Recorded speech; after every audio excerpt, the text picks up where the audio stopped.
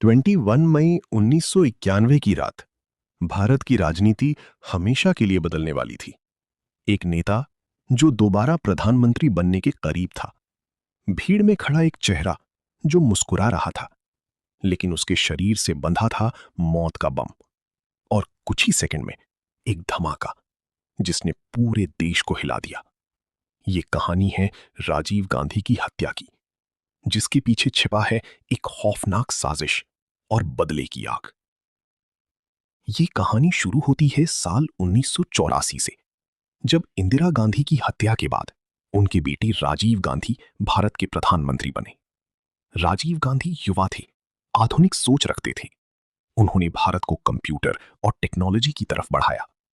लेकिन उनकी सबसे बड़ी गलती, या कहीं सबसे बड़ा फैसला, जुड़ा था श्रीलंका से। साल 1987 भारत और श्रीलंका के बीच एक समझौता हुआ, जिसे इंडो श्रीलंका अकॉर्ड कहा गया। इस समझौते के तहत भारत ने अपनी सेना, जिसे इंडियन पीस कीपिंग फोर्स यानी आईपीकेएफ कहा गया, श्रीलंका भेजी। इसका मकसद था वहां चल रही गृह युद्ध को खत्म करना। लेकिन यह फैसला उल्टा पड़ गया। श्रीलंका में एक संगठन था, एलटीटीई यानी liberation tigers of Tamil Eelam.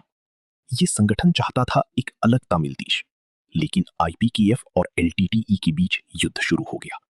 इस युद्ध में कई तमिल नागरिकों की मौत हुई और एलटीटीई के नेता प्रभाकरन राजीव गांधी से नफरत करने उसने ठान लिया कि वो बदला लेकर रहेगा। अब कहानी आगे बढ़ती है साल 1991 की तरफ। भारत में चुनाव होने वाले थे और राजीव गांधी फिर से सत्ता में आने के करीब थे। एलटीटीई को डर था कि अगर राजीव गांधी दोबारा प्रधानमंत्री बन गए तो वो फिर से श्रीलंका में सेना भेज सकते हैं। इसलिए उन्होंने एक खौफनाक प्लान बनाया। इस मिशन को अंजाम देने की जिम्मेदारी दी गई एक महिला को। नाम था धनु, जिसका असली नाम था तेनमोझी राजारत्नम। वो सिर्फ 22 साल की थी, लेकिन उसके अंदर भरी थी आतंक और बदले की भावना। रात करीब 10 बजे राजीव गांधी एक चुनावी रैली में पहुंचे थे। भीड़ बहुत ज्यादा थी, लोग उनसे मिलने के लिए उत्साहित थे। सुरक्षा थी, लेकिन उतनी सख्त नहीं, क्योंकि उस समय पूर्व प्रधानमंत्री होने के कारण उनकी सुरक्षा कम कर दी गई थी। राजीव गांधी लोगों से मिलते हुए आगे बढ़ रहे थे। तभी एक लड़की फूलों की माला लेकर उनके पास आई।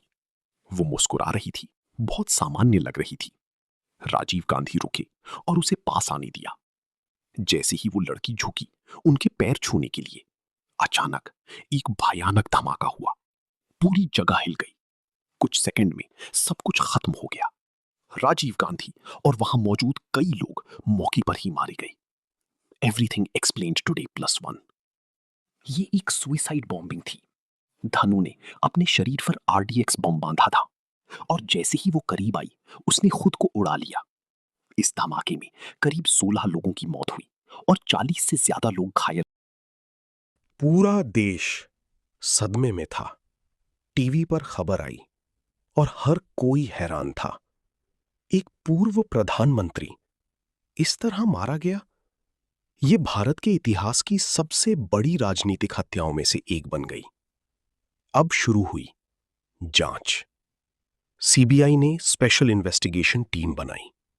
धीरे धीरे सारे सबूत एलटीटीई की तरफ इशारा करने लगे। एक फोटोग्राफर जिसका नाम हरी बाबू था, वो भी इस साजिश में शामिल था। उसके कैमरे में धमाके से ठीक पहले की तस्वीरें मिली, जिसमें धनु राजीव गांधी के बिल्कुल पास दिखाई दी। जांच में सामने आया कि इस पूरे ऑपरेशन का मास्टरमाइंड था सिवारासन, जिसे वन आइड जैक कहा जाता था। उसने पूरी टीम बनाई और महीनों तक प्लानिंग की। धीरे धीरे सभी आरोपी पकड़े गए। कई लोगों को सजा हुई, कुछ को फांसी की सजा दी गई, जो बाद में उम्र कैद में बदल दी गई। लेकिन इस कहानी का सबसे बड़ा सवाल आज भी वही है, क्या ये हत्या रोकी जा सकती थी?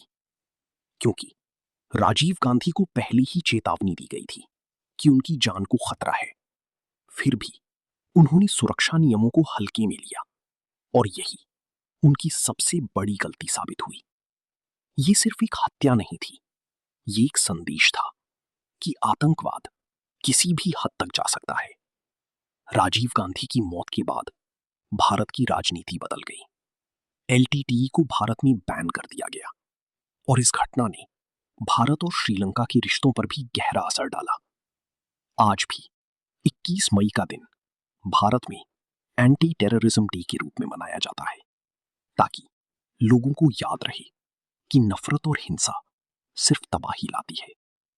और उस रात एक नेता, एक सपना और एक भविष्य हमेशा के लिए खत्म हो गया। इतिहास सिर्फ तारीखों से नहीं बनता, बल्कि उन कहानियों से बनता है जो हमें चेतावनी देती हैं। और राजीव गांधी की ये कहानी हमें याद दिलाती है कि एक फैसला पूरी देश की किस्मत बदल सकता है।